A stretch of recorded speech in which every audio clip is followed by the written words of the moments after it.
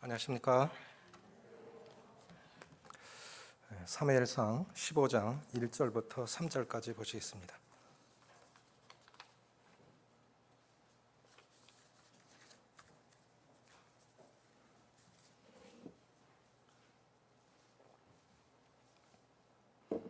구약성경 432쪽 사무엘상 15장 1절부터 3절까지 같이 읽겠습니다.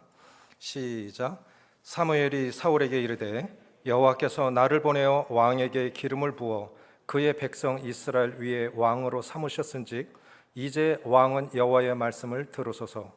만군의 여호와께서 이같이 말씀하시기를 아말렉이 이스라엘에게 행한 일 곧 애굽에서 나올 때 길에서 대적한 일로 내가 그들을 벌하노니 지금 가서 아말렉을 쳐서 그들의 모든 소유를 남기지 말고 진멸하되 남녀와 소아와 젖먹는 아이와 우양과 낙타와 나귀를 죽이라 하셨나이다 하니,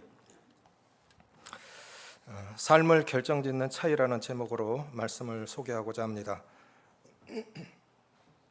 이번 하반기 기도 책자에 어느 청년이 세상과 한 끗 다름이 있는 그리스도인으로 드러나길 원합니다라는 그 소원의 기도 제목을 올렸어요. 참 많이 평상시 우리가 흔히 보는 그런 문구가 아니에요. 제 눈길을 끌었는데 참 좋다. 이게 참 좋다. 세상과 한 끗 다름이 있는 사람으로 살아가길 원합니다. 그 뒤에 문 좀 닫아주세요. 결국은 이 한 끗 차이, 그리스도인이든 아니든 열심히 살아야 됩니다. 시편 128편에 보면 여호와를 경외하며 그 도에 행하는 자마다 복이 있도다. 내가 내 손이 수고한 대로 먹을 것이라. 내가 복되고 형통하리로다. 내 손이 수고한 대로 복을 얻을 것이라. 손이 수고를 해야, 열심히 살아야 그 위에 주님의 복을 주시는 거지. 열심히 살지도 않으면서, 그래서 그리스도인들이 로또 복권 사는 건 정말 성경적이지 않습니다. 또 주식하는 것도 그것이 합법적인 것이지만 그리스도인들은 참 조심해야 되리라고 생각이 되져요.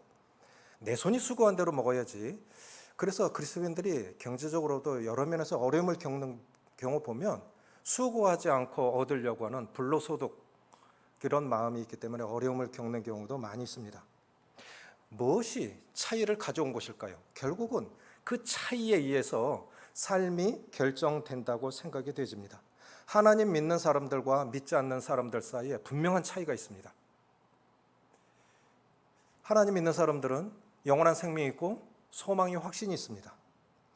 그런데 하나님을 믿는 그리스도인들 간에도 차이가 있습니다. 무엇일까요? 물질의 소유의 넉넉함의 차이가 아닙니다. 지식의 많고 적음의 차이가 아닙니다. 외모의 차이가 아닙니다. 그리스도인들 간의 차이는 풍성한 삶의 여부의 차이인 것 같아요. 어떤 사람들은 그 형편 속에서는 그런 기쁨이 있을 수 없는데 참 기쁘게 살아가요. 행복해요. 어떤 사람들은 참 능력 있게 살아갑니다. 그럼 그런 차이를 가져온 그 원인은 무엇일까요? 삶을 결정짓는 차이는 이런 데 있지 않습니다.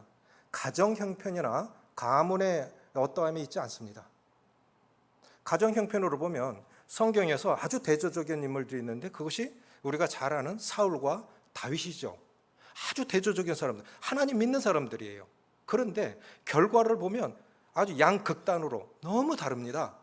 다윗은 늙도록 부하고 존귀하였더라. 그런데 사울은 죽어서 장사도 못 지냈어요. 삼부자가 한날 한시에 전시에 죽어서 목이 잘리고 적이 목을 가져가서 성벽에 매달아 놓고 장사도 못 지냈어요. 이게 왜 이래 될까? 성경에서 그냥 그 이야기를 그냥 써놓으신 것일까? 우리에게 주시는 교훈은 무엇일까요? 가문으로 따지면 사울 가문이 훨씬 좋습니다. 사울은 종을 둘 정도로 부유한 가문입니다. 그러나 다윗은 잘 아시다시피 얼마나 가난한 집안입니까? 가난한 2세의 막내 아들, 양치기, 얼마나 고단하고 피곤한 삶입니까? 그런데 이 타고난, 그래서 이 삶을 결정짓는 차이는 가정 형편이나 가문에 있지 않다고 하는 거예요. 우리가 부모를 바꿀 수는 없죠. 자식을 바꿀 수도 없어요. 그런데 내가 성경 말씀대로 어떻게 사느냐에 따라서 형편없는 삶도 명문 가문으로 바꿀 수 있는 것이, 그것이 성경의 원리고 그것이 하나님의 원리입니다. 아멘이십니까? 내가 어떻게, 내 형편이 어떠하든 지금부터라도 하나님 말씀의 원리에 따르면, 원리에 따라 산다고 하면 우리 가정도, 우리 가문도 얼마든지 그러한 놀라운 명문 가문으로 바꿀 수 있는 것이, 그것이 성경의 원리예요. 두 번째는 뭐냐면, 타고난 능력의 이 삶의 삶을 결정짓는 차이는 삶의 능력에 있지 않다고 하는 거예요. 사울은 다른 사람보다 어깨 위나 더 컸더라. 생각해 보십시오. 최소한 30cm 더 큰 거예요. 시작을 그렇게 시작을 했어요. 농구를 한다 해보십시다. 다른 사람보다 30cm가 더 커요. 얼마나 유리합니까? 어떤 사람은 공부를 해도 안 돼요. 밤새도록 공부를 했는데도 중간 갈까 말까요. 그런데 1등 하는 사람은 공부 별로 하는 것 같지도 않아. 빈둥빈둥 노는데 그냥 보면 1등이야. 이게 타고난 거예요. 아무리 노력해도 안 되는 사람이 있어. 열심히 해도. 어깨 위나 더 컸더라. 이게 타고난 재질, 재능, 이런 건 어쩔 수 없는 거예요. 그런데 다윗은 작고 아주 아버지에게도 형제들에게도 인정받지 못하는 사람 아니었습니까? 그런데 다윗 가문이 이렇게 바뀌는 걸 보게 돼요. 또 권세의 여부에 있지도 않습니다. 우리나라 사람들은 잘 되면 정치하고, 정치하다가 감옥 가는 사이클이 정해져 있는 것 같아요. 그렇다고 하면 진정한 그런 복된 삶은 무엇일까? 하나님께서는 다윗의 무엇을 보시고 그렇게 다윗을 그렇게 마음에 들어 하시고 그렇게 다윗 가문을 복 주신 것일까? 한번 살펴보기를 원합니다. 세 가지의 원리가 있다고 생각이 되죠. 가장 큰 삶을 결정짓는 가장 근본적인 차이는 하나님의 말씀에 대한 자세의 여부에 있다고 봅니다. 하나님의 말씀을 어떻게 대하는가? 하나님의 말씀을 귀히 여기는 가정, 하나님의 말씀을 귀히 여기는 사람, 하나님의 말씀을 귀히 여기는 나라, 달라야 됩니다. 결과가 달라야 됩니다. 결국 삶을 결정짓는 근본 차이는 하나님의 말씀을 대하는 차이에 있는데, 사울과 다윗의 근본 차이는 여기 있습니다. 사울은 하나님의 말씀을 선택적인 가치로 봤어요. 내가 할 수도 있고 안 할 수도 있는 거지. 말씀 뭐 다 지킬 수 있나? 할 수도 있고 안 할 수도 있고, 순종할 수도 있고 안 할 수도 있고, 이런 선택적 가치로 본 거예요. 실제로 그렇게 살았어요. 근데 사울이 버림받은 이유가 여기 있어요. 큰 차이 없어요. 그런데 근본 차이가 여기 있는 거예요. 다윗은 하나님의 말씀을 절대적 가치, 비록 부족해서 살인도 했고 음행의 죄를 지어서 그냥 나라가 반으로 쪼개져서 싸우고, 그냥 다윗이 누구냐 하면 블레셋 사람들도 다 아는 그런 다윗이 왕관을 벗고 머리를 풀어 헤치고 맨발로 울면서 감난산을 올라가는 부끄러움을 당했을 망정, 다윗의 마음 가운데는 하나님의 말씀을 최고의 권위, 절대적 가치로 본 거예요. 그런데 사울은 하나님의 말씀을 선택적 가치로 본 거예요. 그 차이가 결국 사울이 되게 하기도 하고 다윗이 되게 하기도 한 것입니다. 그래서 그 사람이 어떤 사람이냐를 볼 것 같으면 말씀을 내 편리대로 보는 거예요. 선택적 가치로 보는 거예요. 그리고 어떤 사람은 하나님의 말씀, 내가 비록 패해서 순종하지 못할지라도 하나님의 말씀은 좌우로 옮길 수 없는 확고한, 변개할 수 없는 그런 분명한 잣대와 같은 기준으로 본다면 우리는 얼마든지 다윗과 같은 그러한 은혜로운 삶을 살 수 있다고 그렇게 생각이 되집니다. 사울의 삶을 보면요, 9절 보십시오.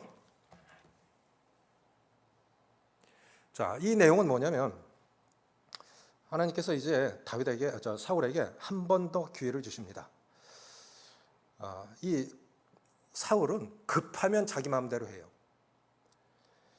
사무엘상 13장에 보면 주로 이스라엘의 주적은 블레셋이었죠. 주로 싸우는 게 블레셋과 싸우는데 급하니까 이제 사무엘이 일주일 안에 오기로 했는데 사무엘은 오지 않고, 사무엘이 와야 제사를 드리고 전쟁을 시작할 건데 사무엘은 안 하고 다급하고 백성들은 흩어지니까 자기가 제사를 드립니다. 드리기를 끝내자마자 사무엘이 왔어요. 왕이 행한 것이 무엇입니까? 적은 저렇게 볼때같이 모여있고 백성들은 흩어지고 당신은 오지 아니하기로 내가 어쩔 수 없어서 번제를 드렸습니다. 늘 이런 식이에요. 이런 식. 그래서 하나님께서 사울을 버리십니다.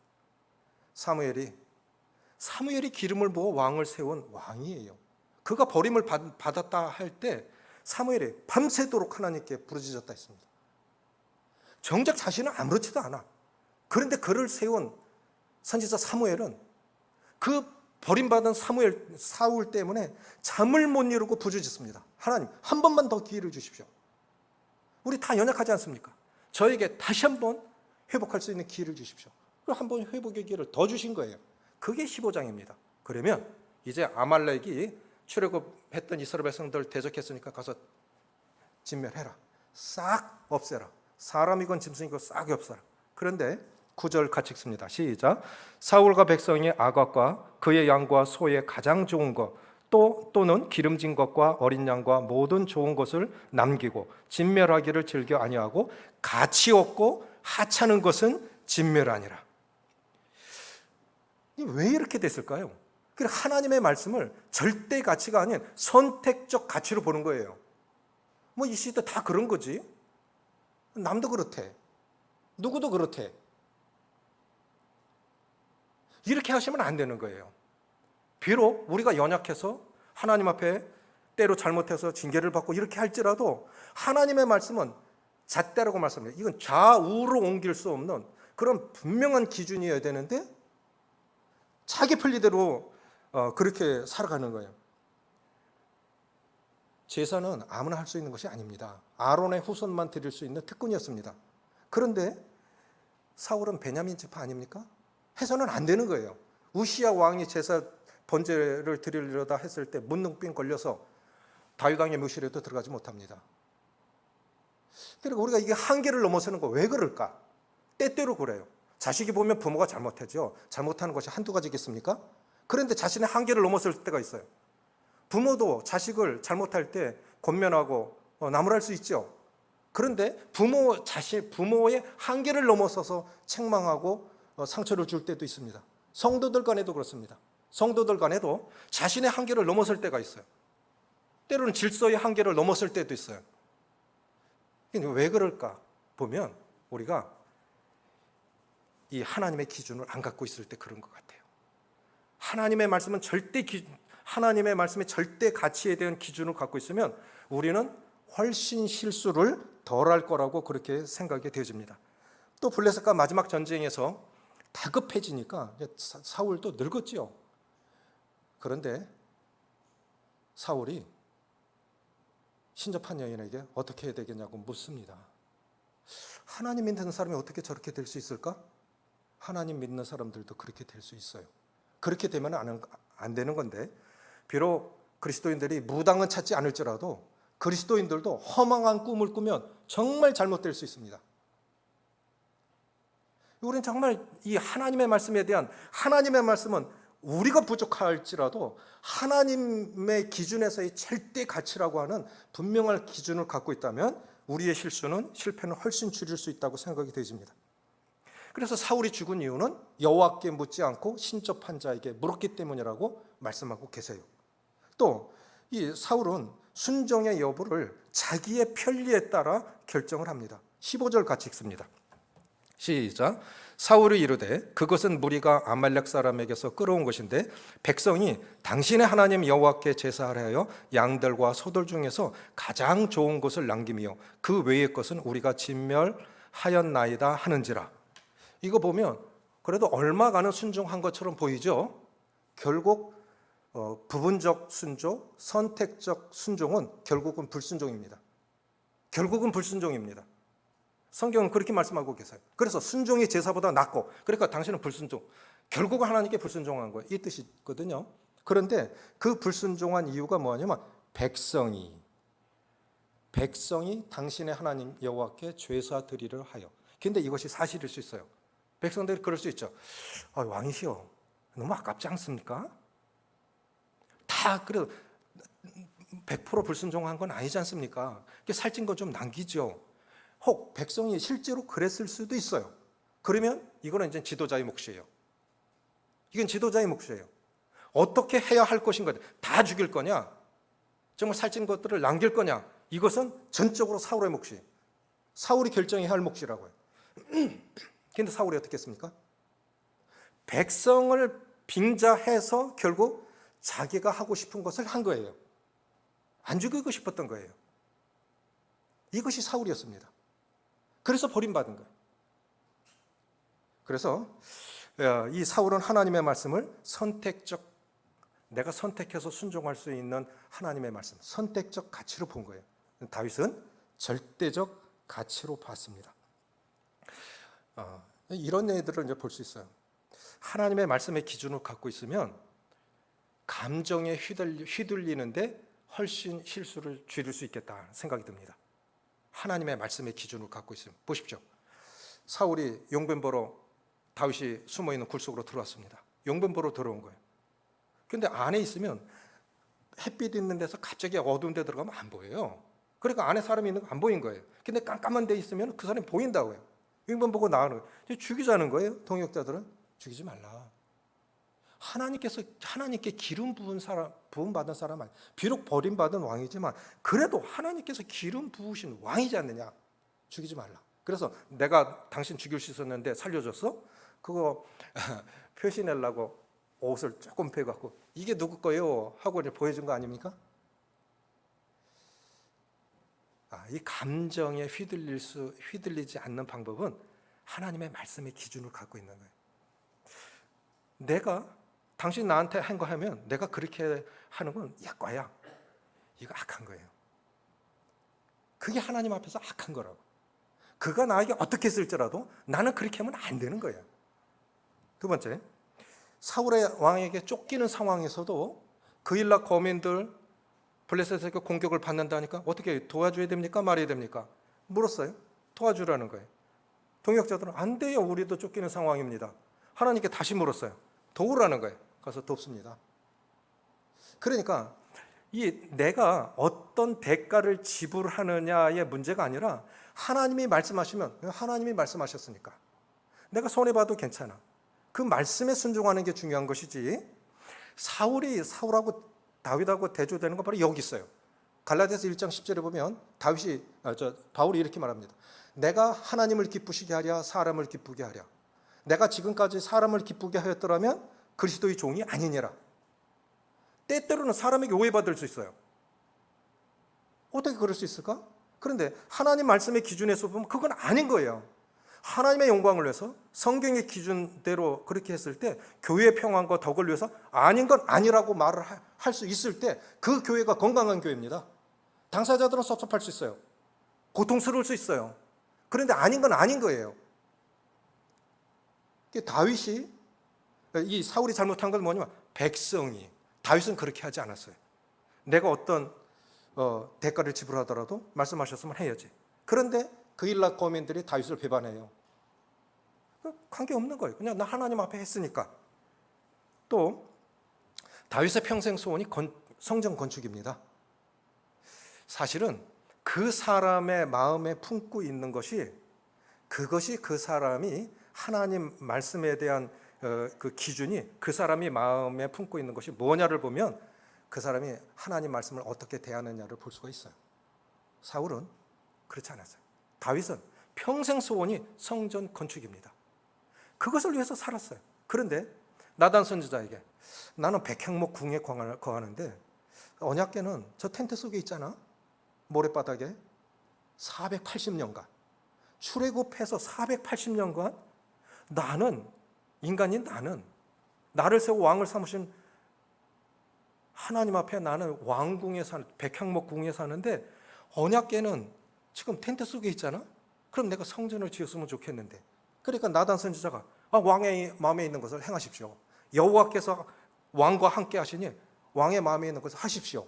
그리고 돌아갔는데 그 밤에 하나님께서 나단 선지자에게 하지 말라고 해라. 너는 피를 많이 흘렸으니까 안 돼. 솔로몬 시대에 하라. 그러니까 다윗이 어떻게 합니까? 더 많이 준비해요.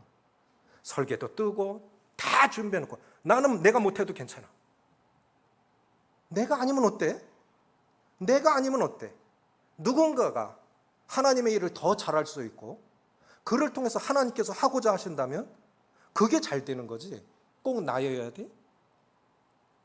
다윗이 이런 면에서 하나님 마음에 들었던 거예요. 하나님이 그냥 다윗을 축복하신 것이 아닙니다. 다윗의 마음은 늘 이랬어요. 그래서 삶을 결정짓는 근본 차이는 하나님의 말씀을 선택적 가치로 보느냐, 절대적 가치로 보느냐, 여기에서 갈리는 것 같고, 두 번째는 뭐냐면 추구하는 삶의 목적에서 차이가 납니다. 사울이 추구했던 삶의 목적을 보면 결국은 하나예요. 권력 유지하는 것과 백성들에게 내가 인정을 받느냐 못 받느냐, 거기에 자기 평생 다 보낸 것 같아요. 사울은 40세에 왕이 돼서 40년간 통치하다가 죽었습니다. 40년을 그렇게 보낸 거예요.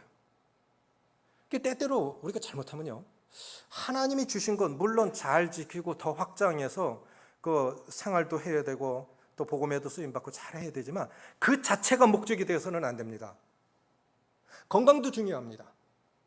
건강해야 누구에게 패끼치지 않고, 건강해야 또 건강하지 않으면 삶의 질도 떨어져요. 이거 하나님께서 주신 건강, 시간, 은사, 이거 우리 다 청지기로서 주신 것인데 그냥 오래 살라고 건강한 게 아니라 정말 건강해야 삶의 질도 풍성하고 섬길 수 있고 또 가족들한테도 뭐 이렇게 패끼치지 않고, 이게 그래서 먹든지 마시든지 무엇을 하든지 다 하나님의 영광을 위하여 하라. 그러면 먹는 것도 내가 건강해야 돼. 내가 건강해야 가족들 섬길 수 있어. 주님 섬길 수 있어. 그런 목적으로 좋은 음식 드시고 또 뭐 필요한 물질도 투자하고 이렇게 한다면 그건 잘하시는 거예요. 먹든지 마시든지 무엇을 하든지 다 하나님의 영광을 위하여 하라. 그러나 때때로 우리가 보면 이 자체가 목적에 대해서 지켜가려고 그러고 확장시키려고 그래요. 하나님의 자리를 그 자체가 대신하니까 이게 잘못됐다는 거예요. 하나님이 왕권 주셨어요. 그러나 그 왕권을 가지고 백성들 평안하게 하고 이방 나라들이 이 하나님의 나라를, 하나님의 백성 이스라엘을 통해서 하나님을 알게 하는 그것이 하나의 수단이 되어져야 되는데 왕권 자체를 지키려고 하는 목적이 되니까 잘못되기 시작합니다. 그러다 보니까 남의 눈치 보게 돼요. 백성들이 내가 지금 얼마나 정도의 평가를 받고 있지? 40%? 50%? 여기에만 관심이 있는 거예요. 그러다 보니까 하나님이 아닌 거죠. 하나님이 계셔야 할 자리가 아닌 거예요. 사울이 추구했던 인생의 궁극적인 목적은 결국은 이 자기 권력 유지하는 것과 백성들에게 인정을 받는 그런 일이었던 것 같아요. 그래서 한 시대 다 보냈던 것 같아요. 참 불쌍한 사람이죠. 신앙의 위기는 어디 있을까요? 신앙의 위기는 어디 있을까요? 많은 이유들이 있겠지만 신앙의 근본 위기는 불순종하는 데 있습니다. 큰 차이 없어요. 신앙의 근본 위기는 순종하지 않은 데 있어요. 우리가 말씀 주시면요, 순종해야 돼요. 때로는 고통스러운 일일지라도 순종하셔야 됩니다. 15장 1절에 보면, 자 보십시오. 15장 1절에 사무엘이 사울에게 이르되 여호와께서 나를 보내어 왕에게 기름을 부어 그의 백성 이스라엘 위에 왕으로 삼으셨은즉 이제 왕은 여호와의 말씀을 들으소서. 여기서 잘못된 거예요. 이제 왕은 여호와의 말씀을 들으소서. 그런데 안 들은 거예요. 여기서부터 이제 잘못되기 시작한 것입니다. 신앙의 위기는 불순종하는 데 있어요. 그러면 순종의 시작은 어디에 있을까요? 순종은 하나님 말씀을 잘 듣는 데 있습니다. 똑같은 말씀이 들려지는데도 누구에겐가는 순종이 되는 말씀으로 들려져요. 그게 똑같은 자리에서 똑같은 말씀 들었는데 그 말씀 했어? 그 말씀 있었어? 마음이 딴 데가 있는 사람은 그거 안 들려요. 그리고 불순종하고자 하는 아이들 보십시오. 아이들이 좀 큽니다. 특별히 딸들이 크면은 부모들은 이제 걱정이 되기 시작하죠. 늦어도 11시까지 들어와.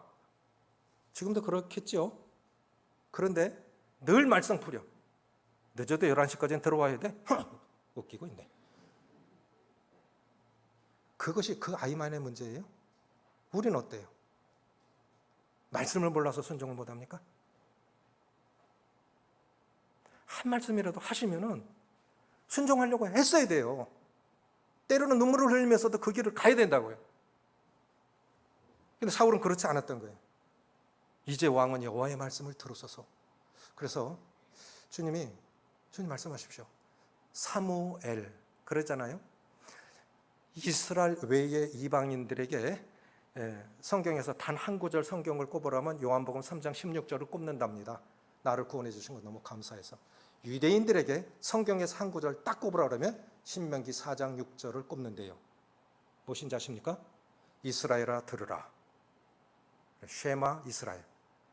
이스라엘아 들으라. 이스라엘 백성들에겐 몇천 년 동안 내려온 하나님께 관한 의식은 뭐냐면 하나님 말씀을 순종하는 말씀이야. 이방인들은 안 그래요. 그냥 내 좋을 대로 살아가요. 그만큼 습관이 안 됐어요. 훈련이 안 됐습니다. 사무엘, 샤마엘이에요. 말씀 잘 듣는 사람. 그게 사무엘이에요. 우리 그 모든 우리 성도님들 다 사무엘 같은 분들이 되셨으면 좋겠어요. 여호와의 말씀이 들렸으면 좋겠습니다. 그리고 순종이 되어졌으면 좋겠습니다. 다윗이 추구했던 이 궁극적인 목적은, 추구했던 삶의 목적은 하나님의 영광과 공동체의 평안입니다. 다윗이 골리앗을 죽였던 이유도 하나님의 군대를 모욕했기 때문이에요. 그 무기가 있습니까? 싸우러 가는 사람이 아닙니다. 아버지 심부름하러 간 사람이에요. 아버지 심부름하러 간 사람이 어쩌다 보니까 골리앗 목을 쳤어. 어떻게 그게 가능했을까요? 이스라엘 백성들이 골리앗에게, 이방인에게 모욕을 받으면서도 가만히 있고 도망가고, 혼자 열받은 사람은 다윗 하나밖에 없어. 하나님의 명예가 달려있는데 가만히 있는 거예요. 우리가 참을 때 참아야죠. 하나님의 명예가 걸려있고 하나님의 영광이 걸려있는 일에 대해서 도전을 받는다면 교회는 가만히 있으면 안 되는 겁니다. 그리스도인들도 가만히 있으면 안 되는 겁니다.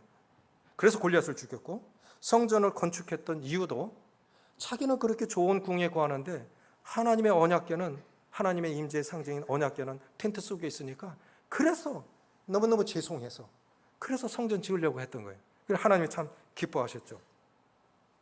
내 마음에 가장 크게 자리 잡고 있는 것이, 내 마음에 지금 현재 가장 크게 자리 잡고 있는 것이 곧 내가 추구하는 삶의 목적입니다. 그렇게 보시면 돼요. 지금 현재 내 마음에 가장 크게 자리 잡고 있는 건 무엇입니까? 그것이 실제로 내가 추구하는 삶의 목적입니다. 내 보물이 있는 곳에 내 마음도 있느니라. 그 보물이 있는 곳에 내 마음도 있느니라. 그래서 추구하는 삶의 두 가지 말씀드렸습니다. 삶을 결정짓는 차이, 하나님의 말씀에 대한 자세의 차이, 추구하는 삶의 목적의 차이. 이게 세 번째인데, 이것도 참 중요한 거예요. 이건 뭐냐면 실패를 다루는 차이, 결국 회개의 여부의 차이입니다. 우리는 다 잘못합니다. 크고 작고 간에 우리 잘못하며 살아가는 것이 어디 한두 가지겠습니까? 그런데 잘못했을 때, 잘못 자체가 문제가 아니라 잘못했을 때 회개하느냐야 안 하느냐의 차이로 이 삶이 결정난다는 거예요. 어떻게 보면 사울보다 다윗이 더 나쁜 사람입니다. 왜요? 다윗은 살인을 했어요. 그것도 가장 충성스러운 장군. 왜 죽인 거예요?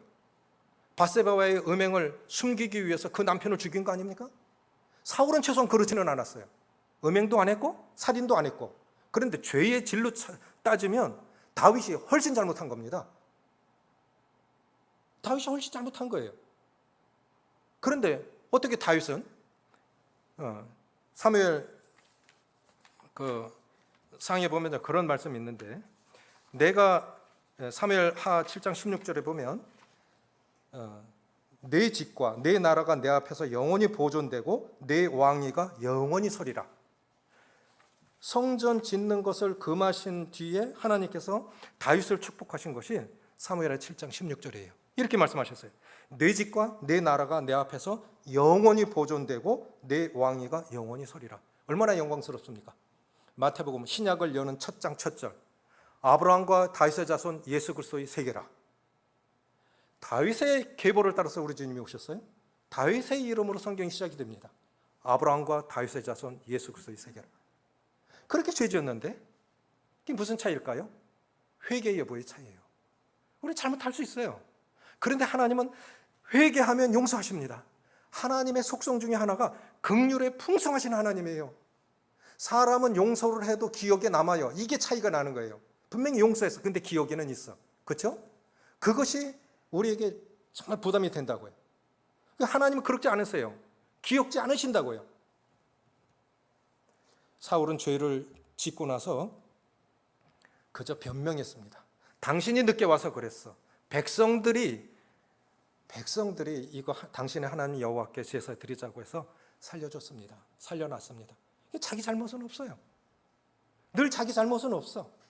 다 변명하고 핑계대고 다 남의 잘못이야.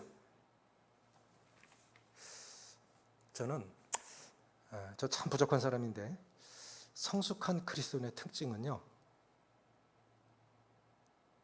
잘못을 속히 고백하고 내가 잘못했다. 그렇게 고백하는 사람이 성숙한 사람이고 그 사람이 하나님 축복하십니다. 다윗은 이런 면에서 참 훌륭한 사람이에요. 나단 선지자가 당신이 그 사람이었을 때 내가 죄를 범하였나이다. 그리고 사울이 놋당에 있는 제사장 가문 가족들 다 죽이고 아비아들 혼자 살아왔을 때 너희 가족이 죽은 건 나 때문에 그런 거다. 나 때문에 그런 거다. 참 미안하다. 내가 너를 보호해 주마. 책임지겠다 했어요. 이것이 사울과 다윗의 차이입니다. 사울은 잘못해도 누구 책임으로 돌렸고 다윗은 자기 책임, 또 자기가 책임지겠다 했고 자기 잘못을 고백을 했습니다. 이 죄의 자백이 중요한 이유는 뭘까요? 죄의 자백이 왜 이렇게 중요한 것일까요? 만일 요한일서 1장 9절에 보면 만일 우리가 우리 죄를 자백하면 그는 미쁘시고 의로사 우리 죄를 사하시며 모든 불의에서 우리를 깨끗하게 하실 것이요. 우리가 죄 없다 하면 하나님을 거짓말하는 자로 만드는 것이요 하나님의 말씀이 그 속에 있지 아니하리라. 이 죄의 자백이 왜 이렇게 중요한 것일까요? 자백해야 죄책감으로부터 해방받습니다. 자백하기 전까지는 그 죄책감에 짓눌려서 성장할 수가 없어요. 그리고 아무리 지났어도 잘못했다고 하면은 사과해야 돼요. 나를 위해서, 공동체를 위해서. 자백해야 죄책감으로부터 벗어납니다. 또 하나 중요한 건 자백해야 동일한 죄를 반복해서 짓지 않아요. 그 자백한 거하고 안 한 거하고 달라요. 자백을 해야 그 반복되는 죄에서 벗어날 수가 있습니다. 저는 이 회개를 조금 더 보고 싶은데, 그럼 이 회개가 왜 이렇게 중요한 것이냐? 이 회개가 사실은 이 죄의 결과로 온 것이지만 사실은 회개 자체도 하나님의 은혜요, 하나님의 축복이라고 믿습니다. 왜 그러냐? 첫째, 회개는 자기 자신을 살리는 길입니다. 자기 자신을 살리는 길이에요. 회개하지 않으면 그 사람도 죽습니다. 건강도 나빠져요. 시편 31편에 보면 시편 32편, 시편 51편 다윗의 참회신데 거기에 보면 내가 토설치 아니할 때는 하나님이 내 뼈를 짓누르심으로 내 뼈가 쇠나이다 그랬어요. 토설치 아니할 때, 숨기고 말하지 아니했을 때는 뼈가 짓물렀다고 했습니다. 건강도 나빠지는 거예요. 토설치 않을 때는. 요나 보십시오. 니느웨 가서 복음 전하라 하니까 안 가면 다시스로 도망가려고 하지요. 풍랑 만났습니다. 그랬을 때 요나가 뭐라 그럽니까? 이 풍랑 만난 것이 나 때문인 줄 안다. 나 때문인 줄 고백하기 시작하죠. 그런데 그렇게 안 했더라면 요나도 배 탔던 사람들 다 죽었을 거예요. 다 죽었을 거예요. 그래서 회개는 자기 자신을 살리는 길이고, 두 번째는 뭐냐면 회개는 그 시편 32편에 보면 다윗의 참회식 가운데 이렇게 있습니다. 내가 자백하지 않을 때는, 토설치 아니할 때는 뼈가 짓물렀는데, 그런데 내가 이르기를, 시편 30편 8절에 보면 내가 이르기를 내 허물을 여호와께 자복하리라 하고 주께 내 죄를 아뢰고 내 죄악을 숨기지 아니하였더니 내가 내 갈 길을 가르쳐 보이고 너를 주목하여 훈계하리로다. 이 회개의 축복이 뭐냐면 자백했을 때 하나님께서 앞길을 보여주신, 내가 내 갈 길을 가르쳐 보이고 훈계하여 주목하리로다. 회개했을 때 비로소 앞길을 보여주신 거예요. 그럼 회개하지 않으면 앞길이 막히는 거예요. 내 인생에 앞길이 막히고 내 자녀의 앞길이 막히고 회개하지 않으면 꽉 막히는 겁니다. 회개해야 비로소 내가 내 길을 가르쳐 보이고 주목하여 훈계하리로다. 이것이 참 중요한 것 같아요. 두 번째는 뭐냐면 회개하면 회개 자체가 공동체를 살리는 길입니다. 너희가 풍랑 만난 것이 나 때문인 줄 아노라. 나를 들어 바다에 던지라. 해서 던지니까 바다가 잠잠해졌습니다. 어떤 면에서 내가 회개하지 않아서 가족이 어려움을 겪을 수도 있고 내가 회개하지 않아서 교회 공동체가 어려움을 겪을 수도 있습니다. 그래서 어떤 면에서 인류는 하나의 공동체라고 할 수도 있어요. 운전사 하나가 잘못돼서 버스에 타고 있던 사람이 전부 잘못될 수도 있죠. 그렇죠? 버스 운전수가 졸아버렸어요. 낭떠러지로 굴러버렸다면 그 한 사람 때문에. 그래서 인류 자체가 공동 운명체일 수도 있습니다. 국가 지도자가 잘못돼서 국민들이 어려움을 당하고 기업체 경영자가 잘못돼서 거기서 의식주 해결해야 하는 그런 직원들이 하루 한순간 실직자가 된 거예요. 지도자가 잘못돼서. 그렇다고 하면 신앙은 혼자 살아가는 게 아니라는 거예요. 혼자가 아니라는 거예요. 그래서 회개하면 회개는 나를 살리는 길이고 공동체를 살리는 것이 길이고 세 번째는 뭐냐면 이 회개는 하나님을 높이는 길입니다. 하나님 없네. 제가 우리 홍 형제님, 처 형님 이번에 장례식 치렀는데 홍 형제님 동서 되시는 분이 선장이에요. 그런데 그분들이 안에까지 안 들어가더라고요. 그냥 거기까지만 보고 출입구에서 있다가 가더라고요. 거기까지 온 것도 대단한 거래요. 뭐? 어떻게 그럴 수가 있어? 빈소에 가서 인사를 안 하고 가? 그랬더니 얼마나 미신이 심한지요. 뱃사람들은 옛날에 가족이 돌아가셔도 집에 안 들어왔대요. 장례 끝나야 들어왔대요. 부정 탄다고. 이랬던 사람들이에요. 여전히 뱃사람들은 미신빈 아주 셉니다. 그런 사람들이 그렇게 이 풍랑 만난 것이 나 때문인 줄은, 나는 여호와를 섬기는 사람인데 내가 불순종해서 이 풍랑을 만났고 그래서 나를 바다에 들어 던지라. 그러면 잠잠해질 거다. 그러니까 이걸 안 뱃사람들이 얼마나 무서웠겠어요. 그 배후에 역사하시는 하나님이 그렇게 하신다고 할 때 얼마나 두려웠겠어요. 그런데 실제로 요나를 들어 던지니까 잠잠해져. 있을 수 없는 일이죠. 그랬을 때 그들이 어떻게 했습니까? 하나님께 제물을 드렸어요. 하나님께 제물을 드렸어요. 그러니까 안 믿는 사람들도 그리스도인들이 비록 잘못할지라도 회개하고 바른 삶을 살아가는 걸 보면 하나님 두려운 분이야. 또 하나님은 용서하시는 분이야. 오히려 그렇게 할 때 오히려 이방인들에게도 하나님께 영광을 돌려드릴 수 있는 겁니다. 그래서 회개는 하나님을 영화롭게 하는 길이에요. 그래서 어쨌든 삶을 결정짓는 차이는 여기 있습니다. 첫째는 하나님의 말씀에 대한 자세의 차이. 두 번째는 그 사람이 추구하는 삶의 목적의 차이. 세 번째는 실패를 다루는 차이. 그것은 결국 회개의 여부의 차이입니다. 이것을 마음에 잘 명심하시고 삶 속에 적용하셔서 우리 모든 성도들 가정들이 다윗 같은 가정으로 하나님이 정말 기뻐하시고 존귀히 여기시는 그런 가정들 되시길 바랍니다.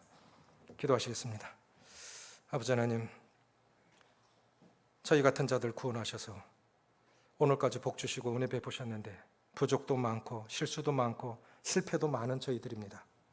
주님, 똑같이 하나님을 믿었는데 사울과 다윗의 차이가 누군가는 사울이 되게 하고 누군가는 다윗이 되게 했던 것처럼 하나님의 말씀을 선택적 가치가 아닌 내 좋고 그름의 그 분별을 따라 순종할 여부가 아닌 절대적 가치로 마음에 두고 순종의 삶을 살아가게 하시고 삶의 궁극적 목적이 하나님의 영광과 공동체의 안전과 평안을 위한 것이 되기로 나왔고, 혹 우리가 부족하고 연약해서 죄 지었을 때, 불순종했을 때 기꺼이 회개하고 회복받아 더 큰 하나님의 은혜를 누리고 영광을 돌리는 은혜의 삶이 될 수 있도록 축복하시기를 원하며 우리 주 예수님의 이름으로 감사하며 기도합나이다.